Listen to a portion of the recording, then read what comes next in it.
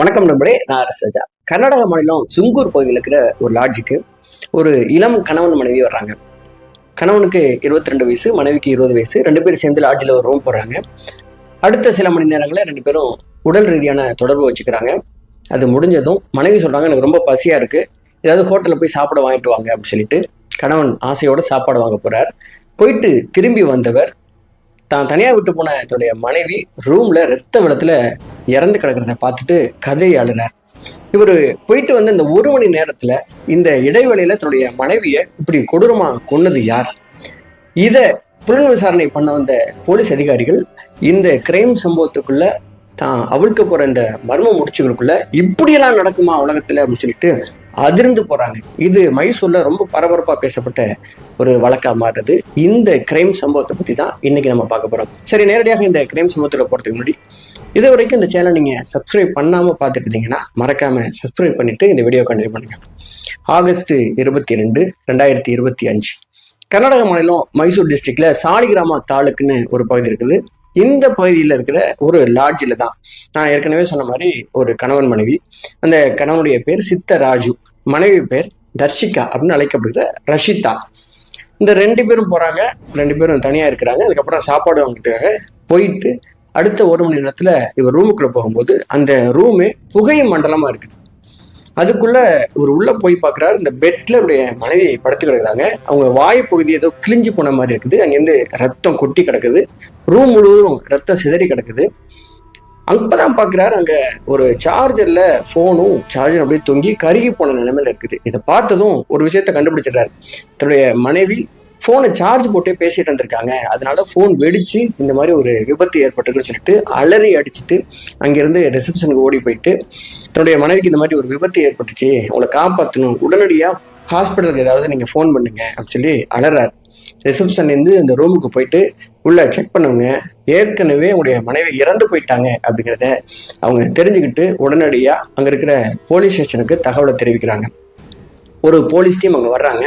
வரும்போதே forensic department அந்த இடத்த சீல் பண்ணிட்டு அந்த இடத்துல வேற ஏதாவது தடயங்கள் கிடைக்குதா, இந்த விபத்து எப்படி ஏற்பட்டிருக்கும் அப்படிங்கிற ரீதியில அதை அணுகும் பொழுது இது ஒரு சாதாரண விபத்து, போனை சார்ஜ் போட்டுக்கிட்டே பேசும்பொழுது இந்த மாதிரி விபத்து நடந்திருக்குது அப்படின்னு சொல்லி லோக்கல் போலீஸ்லாம் நினைக்கும் பொழுது ஃபோரன்சிக் டிபார்ட்மெண்ட்ல இருந்து ஒரு அதிகாரி மட்டும் சொல்றார், இந்த புகையை ஸ்மெல் பண்ணி பார்க்கும்போது இது சாதாரணமா இந்த மாதிரி சார்ஜ் போட்டதுலேருந்து வந்த புகை இல்லை, இதுல வேற ஏதோ வெடிமருந்து பயன்படுத்தப்பட்டிருக்கலாம் அப்படின்னு அவர் சந்தேகப்படுறாரு. அதனால இதை ரொம்ப தீவிரமா பரிசோதனை பண்ணணும் அப்படின்னு சொல்லிட்டு அந்த போன், சார்ஜர், அங்க இருந்த மற்ற விஷயங்கள்லாம் எடுத்து லேபுக்கு அனுப்புறார். அடுத்த சில மணி நேரங்கள்ல அவங்க சந்தேகப்பட்ட மாதிரியே இந்த போனுக்குள்ள டெட்டனேட்டர் மறைத்து வைக்கப்பட்டிருக்குது, அதனாலதான் இப்படி ஒரு வெடியா அது வெடிச்சிருக்குது, அதனால இறப்பு ஏற்பட்டிருக்கு அப்படிங்கிற அந்த தகவல் தெரிஞ்சதும் அங்கிருந்த போலீஸும் லாட்ஜில் இருந்த அத்தனை பேரும் அதிர்ச்சியில உறைஞ்சு போறாங்க.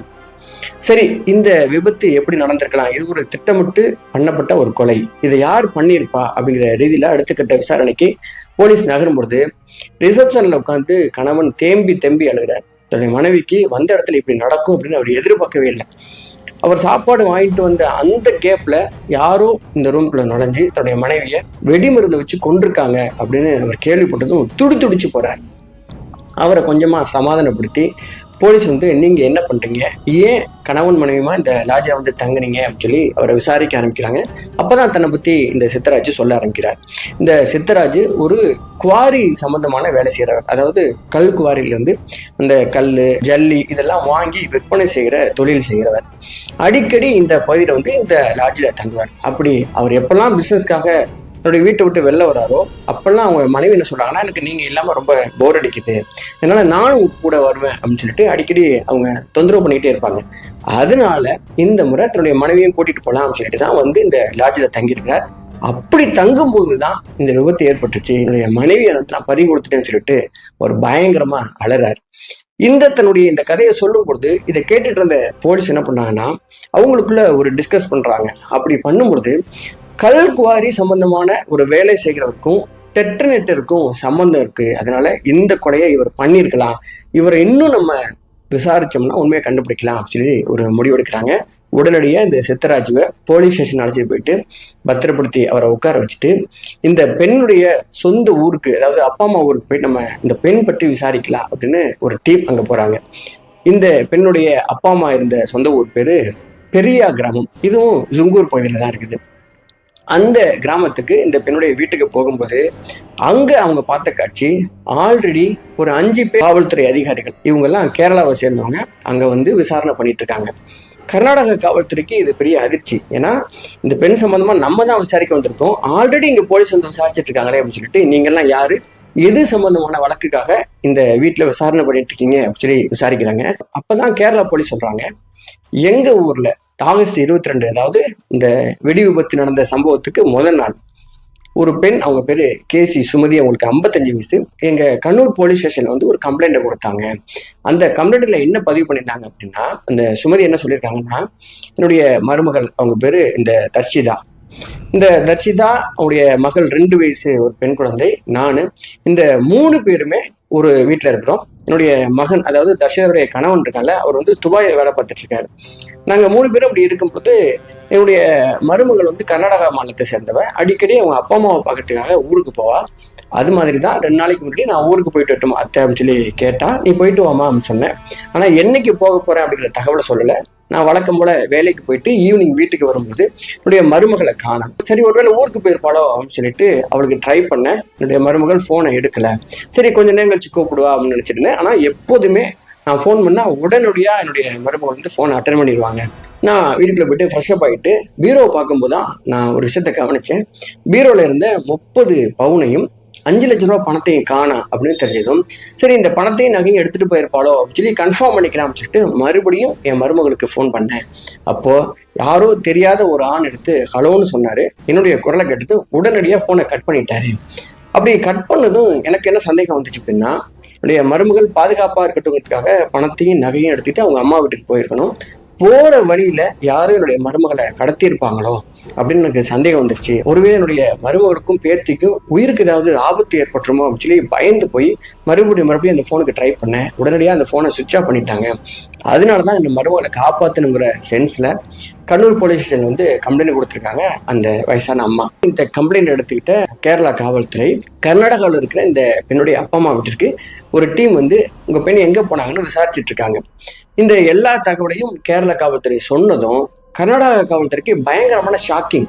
ஏன்னா அந்த அம்மா என்ன சொல்லியிருக்காங்கன்னா, துபாயில தன்னுடைய மகன் வேலை பார்த்துட்டு இருக்கான், அதாவது இந்த தர்ஷிதாவுடைய கணவர் துபாயில வேலை பார்த்துட்டு இருக்காருன்னு சொன்ன தகவல்.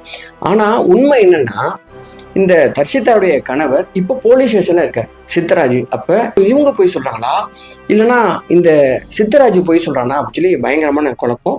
உடனடியா போலீஸ் ஸ்டேஷன்ல இருந்து சித்தராஜுடைய போட்டோவை வாட்ஸ்அப்ல அனுப்ப சொல்லி இவங்க வீட்டுல காட்டுறாங்க. இதுதானே உங்களுடைய மருமகளுடைய கணவர், இதுதானே உங்க பெண்ணுடைய கணவர் சொல்லிட்டு தர்ஷாவுடைய அப்பா அம்மா கிட்டையும் மாமியார்ட்டையும் காட்டும்போது, இது யாருன்னே தெரியாதுங்க, என்னுடைய மகன் இது கிடையாது, என்னுடைய மருமகன் இது கிடையாதுன்னு 2 குடும்பமும் சொல்றாங்க. பதறி போறாங்க போலீஸ். அப்போ இதுக்கு பின்னாடி வேற ஏதோ நிறைய மர்மமான விஷயங்கள் மறைஞ்சிருக்கு அப்படின்னு சொல்லிட்டு உடனடியாக என்ன பண்றாங்கன்னா, போலீஸ் ஸ்டேஷன் போயிட்டு சித்தராஜுவை கூப்பிட்டு பயங்கரமா விசாரிக்க ஆரம்பிக்கிறாங்க. போலீஸ் தன்னுடைய கடுமையான விசாரணையை ஆரம்பிக்கும் போது ஒவ்வொன்றா உண்மைகளை சொல்ல ஆரம்பிக்கிறான் இந்த சித்தராஜ்.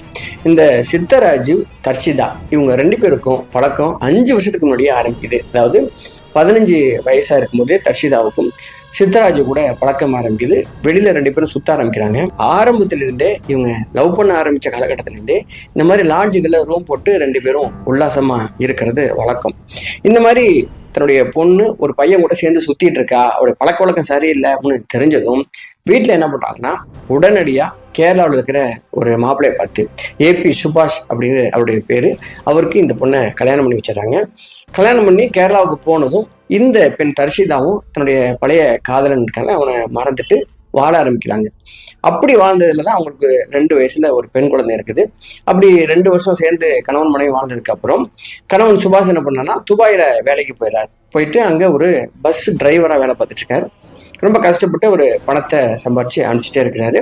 தன்னுடைய மனைவி கிட்ட சொல்லிட்டு இருக்காரு, நான் சீக்கிரம் நிறைய சம்பாரிச்சு செட்டில் ஆனதுக்கு அப்புறம் வந்துடுறேன் அப்படின்னு சொல்லிட்டு அவர் சொல்லிட்டு இருக்காரு. ஒரு 2 வருஷம் இப்படி போயிட்டு இருக்கும்போது தான் இந்த தர்ஷிதாவுக்கு தன்னுடைய பழைய காதலன் ஞாபகம் வருது. இப்போ ஊருக்கு வரும்போது மறுபடியும் இந்த காதலன் கூட அவங்க பேச ஆரம்பிக்கிறாங்க. அப்படி பேச்சு மறுபடியும் உறவுக்குள்ள போகுது. அடுத்து கள்ளக்காதலா இது மாதிரி எப்பெல்லாம் தன்னுடைய அப்பா அம்மா வீட்டுக்கு வர்றாங்களோ அப்பெல்லாம் தன்னுடைய பழைய காதலன் கூட சேர்ந்து லாட்ஜில் ரூம் எடுத்து தங்குறது வழக்கமா மாறுது. அவங்க எப்பயாவது தான் அப்பா அம்மா வீட்டுக்கு வந்துட்டு இருந்தவங்க இப்படி ஒரு இல்லீகல் கான்டாக்ட்ல வந்ததும் அடிக்கடி, அதாவது 2 வாரத்துக்கு ஒரு முறை அவங்க அப்பா அம்மா வீட்டுக்கு வருவாங்க. இந்த மாதிரி லாட்ஜில் ரூம் போட்டு ஃப்ரெண்ட்ஸ் எல்லாம் பார்த்துட்டு வரேன்னு சொல்லி அப்பா அம்மாட்டையும் சொல்லிட்டு வெளில போயிட்டு இந்த சித்தராஜ் கூட தங்கிட்டு 2 பேரும் உல்லாசமா இருந்துட்டு வர்றது வழக்கம். இப்படி போயிட்டே இருக்கும்பொழுது இந்த சித்தராஜ் ஒரு பிசினஸ் பண்ணிட்டு இருந்தால, ஜல்லி மண் இதெல்லாம் வச்சுட்டு இருந்தால, இந்த பிசினஸை பெருசாக்கணும் அப்படின்னு சொல்லி பிளான் பண்றான். அப்படி பெருசாக்கணும் அப்படின்னா சில பல லட்சங்கள் அவனுக்கு தேவைப்படுது. இந்த பணத்தை யார்கிட்டேருந்து வாங்கலாம் அப்படி யோசிச்சுட்டு இருக்கும் பொழுதுதான் அவனுக்கு ஒரு விஷயம் புரியுது. அதாவது சுபாஷ் துபாயில இருந்து லட்சக்கணக்கில் பணத்தை சம்பாரிச்சு தர்ஷிதாவுக்கு அனுப்பிச்சிட்டே இருக்கிறார். இந்த பெண்ணும் இதை வாங்கி சேவ் பண்ணிட்டே இருக்காங்க, பேங்க்ல போட்டுட்டே இருக்காங்க. உடனடியா 2 பேரும் ஒரு நாள் பெட்ல இருக்கும்போது இவன் கேட்கறான் தன்னுடைய காதலிக்கிட்ட, உங்ககிட்ட தான் நிறைய பணம் இருக்குல்ல, அந்த பணத்துல சில லட்சங்களை என்கிட்ட கொடு, நான் இதோட பிசினஸ்க்கு யூஸ் பண்றேன், உனக்கு எப்போ தேவையோ அதை வட்டியோட கொடுத்துட்றேன் அப்படின்னு சொல்லிடுறான். இந்த பெண்ணும் தன்னுடைய காதலன் தானே கேட்கறான் அப்படின்னு சொல்லிட்டு கேட்க பல லட்சங்களை கொடுத்துக்கிட்டே இருக்கிறாங்க. இப்படி போயிட்டு இருக்குது. ஆனா வாங்கின பணத்தை வச்சு இவன் பிசினஸ் பண்ணுவேன், அந்த பிசினஸ் டெவலப் ஆகாம போட்ட பணம் எல்லாம் அப்படியே நஷ்டமாயிட்டு இருக்குது. இப்படி போயிட்டே இருக்குது. ஒரு கட்டத்துல பல லட்சங்களை இழந்ததுக்கு அப்புறம் தன்னுடைய கணவர் சுபாஷ் என்ன பண்றாருன்னா, துபாய்க்கே கூப்பிடுற தன்னுடைய மனைவியை, ரொம்ப நாளா நான் பிரிஞ்சிருக்கிறேன், அதனால நீயும் நம்ம மகளும் அங்க வந்துருங்க, நம்ம ஒரு வீடு எடுத்து தனியா அங்க தங்கிக்கலாம் அப்படின்னு சொல்றாங்க. இதை கேட்டதும் தர்ஷிதாவுக்கு பயங்கரமான ஷாக்கு. ஏன்னா இங்கிருந்து துபாய்க்கு போகணும் அப்படின்னா மொத்த பணத்தையும் கணவன் அங்க கேட்பாரு, கொடுத்து வச்சிருக்க பணத்தெல்லாம் எடுத்துருவான்னு சொல்லுவார் கண்டிப்பா. அதனால எப்ப வேணாலும் இந்த விஷயம் நடக்கலாம், அதனால கொடுத்த பணத்தெல்லாம் திருப்பி கொடு அப்படின்னு சொல்லிட்டு நெருக்கடி கொடுக்க ஆரம்பிக்கிறாங்க இந்த தர்ஷிதா. இதை கேட்டதும் சித்தராஜுக்கு பயங்கரமான ஷாக்கு. இவன் நினைச்சான்னா அவருடைய கள்ளக்காதலி பணத்தை கேட்கவே மாட்டா, எப்படியாவது ஆட்டையை போட்டுடலாம் அப்படிங்கிறது தான் அவருடைய எண்ணமா இருந்திருக்கு. இப்படி கேட்க ஆரம்பிச்சதும் கொஞ்சம் கொஞ்சமா இவன் தள்ளி போட்டுட்டே இருக்கான். அடுத்த மாசம் தர்றேன், இன்னும் ஒரு 6 மாசம் டைம் கூட சொல்லி இப்படி தள்ளி போட்டுட்டே இருந்திருக்கான். ஆனா தர்ஷிதாவுக்கு பயங்கரமான நெருக்கடி. கணவன் உடனடியா நீங்க வரதுக்கான ஏற்பாடெல்லாம் பண்ணுன்னு சொல்லிட்டு அவர் சொல்லிட்டே இருக்கிறார். இப்படி போயிட்டே இருக்கும் பொழுதுதான் இறுதியா ஒரு செக் வச்சிருக்காங்க அந்த தர்ஷிதா. நீ அடுத்த மாசத்துக்குள்ள பணத்தெல்லாம் கொடுத்துரு, நான் துபாய்க்கு போறேன் அப்படின்னு சொல்லி கேட்டதும் இவளை என்ன பண்றது, பணத்தை கொடுக்க முடியாது, கொடுக்காம தடுக்கணும்னா நம்ம வேற ஏதோ வழியை பண்ணணும் அப்படின்னு சொல்லிட்டு அவன் முடிவு பண்றான். அப்படி அவன் யோசிக்கும் போதுதான் அவன் மூளையில ரொம்ப ரொம்ப கொடூரமான ஒரு பிளான் தோணிருக்கு. இந்த மாதிரி தர்ஷிதாவுக்கும் நமக்கு இருக்கிற இந்த இல்லீகல் கான்டாக்ட் உலகத்துல யாருக்குமே தெரியாது. இந்த கான்டாக்டே தெரியாததுனால இந்த பெண் நமக்கு பணம் கொடுத்துருக்கிற விஷயம் நம்ம 2 பேரையும் தவிர வேற யாருக்குமே தெரியாது. அதனால இந்த பொண்ணை கொலை பண்ணிட்டா இந்த விஷயத்த நமக்குள்ள முடிச்சிடலாம் அப்படின்னு ஒரு பிளானை பண்ணிருக்கான். அப்படி பிளான் பண்ணவன் எப்படி கொலை பண்ணலாம் அப்படின்னு சொல்லிட்டு அவன் தேடும் பொழுதுதான் இவன் கல்குவாரியை வேலை பார்த்ததுனால டெட்டனேட்டரை பயன்படுத்துறதுல ரொம்ப கில்லாடியா இருந்திருக்கான். அதனால டெட்டனேட்டரை வச்சுட்டு மொபைலை சார்ஜ் போடும்போது வெடிக்கிற மாதிரி 1 மாசத்துக்கு முன்னாடியே ப்ராக்டிஸ் பண்ணி அதை ஒர்க் அவுட்டும் பண்ணி பார்த்துருக்கான். அப்படி பண்ணவன் நேரடியா ஒரு நாள் இந்த பொண்ணுக்கு ஃபோன் பண்ணி, நான் உன்னை சந்திக்கணும், நம்ம 2 பேரும் உல்லாசமா இருக்கலாம், அது மட்டும் இல்லாமல் 1 லட்ச ரூபா நான் ரெடி பண்ணிட்டேன், மீதி பணத்தை இன்னும் ஒரே வாரத்தில் தந்துறேன், நீ உடனடியா வா அப்படின்னு சொல்லி கூப்பிட்டுருக்கான். கேரளாவில இருந்து ஆசையா இந்த பொண்ணு கர்நாடகா இந்த லாட்ஜில் தங்கியிருக்காங்க. 2 பேரும் உல்லாசமா இருந்திருக்காங்க. எல்லாம் இருந்து முடிச்சதும் இந்த பெண் என்ன பண்ணிருக்காங்கன்னா, சரி பணத்தை கொடு, நான் போறேன் வீட்டுக்கு அப்படின்னு சொல்லியிருக்காங்க. பணத்தை கொடுன்னு சொன்னதும் திருதுன்னு முடிச்ச இந்த சித்தராஜ் என்ன பண்ணிருக்கான், உடனடியா அந்த பொண்ணை அடிக்க ஆரம்பிச்சிருக்கான். கண்ணா புண்ணா நடிச்சோன்னு அந்த பொண்ணு கீழே மயங்கி விழுந்திருக்காங்க. அந்த பெண்ணை தூக்கி பெட்ல போட்டு தயாரா வச்சிருந்த அந்த சார்ஜரையும் மொபைல் போனையும் எடுத்து பிளக் பண்ணிட்டு அந்த மொபைல் போனை இந்த பெண்ணுடைய வாய்க்குள்ள வச்சுட்டு ஆன் பண்ணிட்டு சரியா 10 நிமிஷத்துல வெடிக்கிற மாதிரி செட் பண்ணிட்டு ரூமை சாத்திட்டு வெளியில போய் வெயிட் பண்ணிட்டு டீ சாப்பிட்டு அதுக்கப்புறம் அரை மணி கழிச்சு வந்திருக்கான். இவன் பிளான் பண்ணப்பயே அதுக்குள்ள அது வெடிச்சு இந்த பெண்ணுடைய வாய் கிழிஞ்சு தலைப்பகுதியெல்லாம் அடிபட்டு அவங்க இறந்து போயிருக்காங்க அப்படிங்கிற தகவல் தெரிய வருது. போஸ்ட்மார்ட்டம் ரிப்போர்ட்ல என்ன வந்திருக்கு அப்படின்னா, இந்த பெண் இந்த மாதிரி வெடி விபத்தினால இறக்கிறதுக்கு முன்னாடியே இந்த பெண்ணுடைய உடல்லையும் தலையிலையும் ஏகப்பட்ட காயங்கள் இருக்குது, யாரோ ரொம்ப கொடூரமா தாக்கியிருக்காங்க அப்படிங்கிற அந்த தகவலும் போஸ்ட்மார்ட்டம் ரிப்போர்ட்ல வந்திருக்குது. இந்த எல்லா தகவலையும் சித்தராஜ் சொல்றான். அதுக்கப்புறம் இந்த தர்ஷிதா கேரளாவிலேருந்து எடுத்து வந்த 30 சவரன் பணம் இதெல்லாம் எங்க இருக்குன்னு தேடி அலைகிறாங்க. இந்த சித்தராஜுடைய வீட்டில் போயிட்டு போலீஸ் தேடுறாங்க. அப்படி பார்க்கும்போது இந்த பெண் கொண்டு வந்த 30 சவரனும் அவங்க வீட்டில் தான் இருக்கு அப்படிங்கிறத அவங்க கண்டுபிடிக்கிறாங்க. இந்த கேஸ் இப்போ நடந்துட்டு இருக்கு. இந்த சித்தராஜு கைது பண்ணி கோர்ட்ல நிறுத்திருக்காங்க. இவன் ஜெயில இருக்கான். இந்த வழக்கு நடந்துட்டு இருக்கு. இன்னும் தீர்ப்பு வரல. 2-3 மாசம் தான் இருக்குது இந்த கேஸ்ல வந்து. சரி நம்மளே, இந்த கேஸை பத்தி நீங்க என்ன நினைக்கிறீங்க? எங்கெல்லாம் ஒரு இல்லீகல் கான்டாக்ட் ஆரம்பிக்குதோ அந்த இல்லீகல் கான்டாக்டோட முடிவு என்னவா இருக்குன்னா ஒரு ரொம்ப கொடூரமான மரணமா இருக்கும். ரொம்ப ரொம்ப கேவலமா வீடும் சமூகமும் நம்ம பார்க்குற மாதிரி அசிங்கப்படணும். பொதுவா இந்த கேஸ்ல இருந்து நம்ம எடுத்துக்க வேண்டிய பாடம் என்ன அப்படின்னா, பொதுவா கடன் கொடுக்கறது உங்களால வாங்க முடியும் அப்படிங்கிற கெப்பாசிட்டி இருந்தா, அவங்களால கொடுக்க முடியும் அப்படிங்கிற கெப்பாசிட்டி இருந்தா நீங்க உதவி பண்ணுங்க. அப்படியும் உதவி பண்ணும்பொழுது மற்றவங்களுக்கு தெரியாம, யாருக்குமே தெரியாம ரகசியமா கொடுக்கறது ரொம்ப ரொம்ப தப்பு. ஒண்ணு உங்க வீட்டுல இருக்கிற அம்மா அப்பா, இல்ல உங்க கணவர், அண்ணன் தம்பி, இவங்கள வச்சுக்கிட்டு கொடுத்தீங்கன்னா வாங்குறவங்களுக்கு நம்ம எல்லாருக்கும் முன்னாடி வாங்கியிருக்கோம், கண்டிப்பா கொடுக்கணும் அப்படிங்கிற சென்ஸ் இருக்கும். ஒருவேளை நீங்க ரகசியமா கொடுத்திருந்தா இந்த உலகத்துல யாருக்குமே தெரியாது நம்ம வாங்கினது, அதனால இவங்களை கொலை பண்ணிட்டா இந்த கடனை கொடுக்க வேண்டியதில்லைன்னு இந்த மாதிரி ரொம்ப விபரீதமான ஒரு முடிவு எடுக்கிறதுக்கான வாய்ப்பு நம்ம எதிராளிக்கு கொடுக்குற மாதிரி ஆயிரும் அப்படிங்கிறது என்னுடைய கருத்து. இது சம்பந்தமான உங்க கருத்துக்களை நீங்க பதிவு பண்ணுங்க. மறக்காம இந்த சேனலை சப்ஸ்கிரைப் பண்ணீங்க. நான் உங்களை அரசு ராஜா. நன்றி, வணக்கம்.